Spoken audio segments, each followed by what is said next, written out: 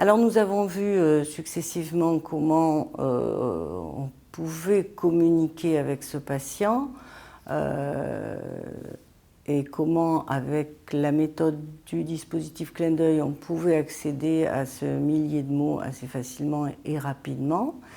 Après, reste à savoir comment exploiter ces mots-là.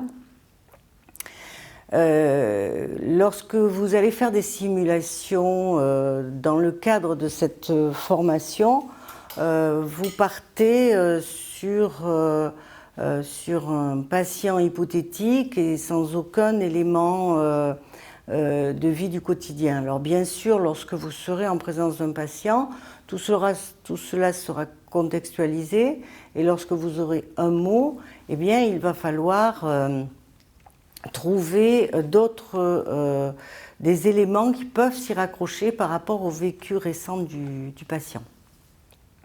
Donc, à vous de contextualiser et éventuellement de demander un second mot à trouver pour pouvoir construire une phrase, pour pouvoir lui faire des propositions qui vont correspondre à ce qu'il souhaite. Donc vous avez un travail mental à faire donc pour à partir de la contextualisation, retrouver exactement le contenu du message que le patient souhaite vous donner. Alors, bien sûr, il y a cette partie de communication, mais il y a également une communication qu'il faut intégrer, c'est celle dans laquelle vous posez des questions au patient auxquelles il va pouvoir désormais vous répondre par oui ou non grâce au code visuel. Alors bien sûr, on doit absolument construire ces questions d'une manière particulière.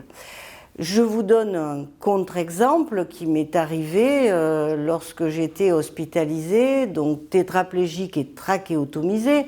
Je ne pouvais pas émettre le moindre son et un beau matin, une soignante est venue à mon chevet et m'a dit écoutez, Madame Lalande, ce soir, il va falloir dire à votre mari de prendre vos bas de contention, de les ramener à la maison, qu'il les lave bien, qu'il les fasse sécher et qu'il nous les ramène demain.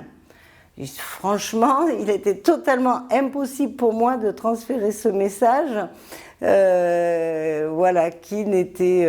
voilà, on voyait bien que la personne que j'avais en face de moi n'avait pas pris en compte mes difficultés personnelles. Donc, à vous d'être bien vigilant à ce genre de choses, hein, et à ne pas faire porter sur le patient ce qu'il ne peut pas porter et pour lequel il ne peut pas vous répondre. Alors, bien entendu, on va devoir se limiter à une certaine forme de questions.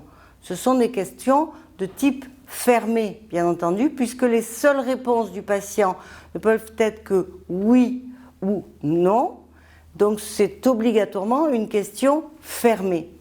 Mais pas seulement, c'est une question fermée, exprimée avec lenteur, exprimée suivant le rythme du patient et non suivant votre rythme. J'ai entendu de nombreuses fois des soignants exprimer le fait que les patients ne répondaient jamais à leurs questions. La première observation que j'ai faite de ces soignants, c'est qu'ils s'adressaient aux patients au rythme qui était le leur. C'est-à-dire, vous avez froid ? Sûrement non, parce que je vous ai mis une couverture. Donc, clairement, le patient n'a pas eu le temps de répondre, le soignant n'a pas pris le temps de regarder son interlocuteur, et n'a pas essayé de lui laisser cet espace. Donc, par gêne, par malaise, par mal-être, souvent les soignants vont employer un rythme de parole qui est inadapté à ce type de patient. Il va croire qu'en amenant de l'énergie et en amenant des phrases dans lesquelles il va faire les questions et les réponses, ça va satisfaire le patient. Or, en l'occurrence, ça ne le satisfait pas, ça le déshumanise au contraire. Donc il est très important d'adopter ce rythme du patient. Même si vous êtes très pressé, le rythme du patient est quelque chose pour lequel vous ne pouvez pas passer outre. Vous devez absolument le prendre en compte. Alors, vous avez froid, vous le regardez dans les yeux et vous laissez quelques secondes avant qu'il vous réponde. Mais vous ne pouvez pas dire « Vous avez froid ou ça va comme ça ?» Une question alternative. Si je parle, je peux vous dire « J'ai froid » ou « Ça va comme ça ». Mais face à un patient qui ne peut pas s'exprimer, le « Vous avez froid ou ça va » ne permet aucune réponse, puisqu'il ne peut vous dire que le oui ou le non, qui ne veulent rien dire dans un sens comme dans l'autre. Vous avez aussi la question de type interronégative. Vous n'avez pas froid. Comment répondre à une telle question? Si je dis oui, est-ce que ça veut dire que j'ai froid? Si je dis non, est-ce que ça veut dire que je n'ai pas froid? Je ne crois pas. Ça ne veut rien dire du tout. Donc il est très important de poser des questions fermées, c'est-à-dire qui ne peuvent avoir comme réponse qu'un oui ou un non. Et là, vous avez les armes pour communiquer.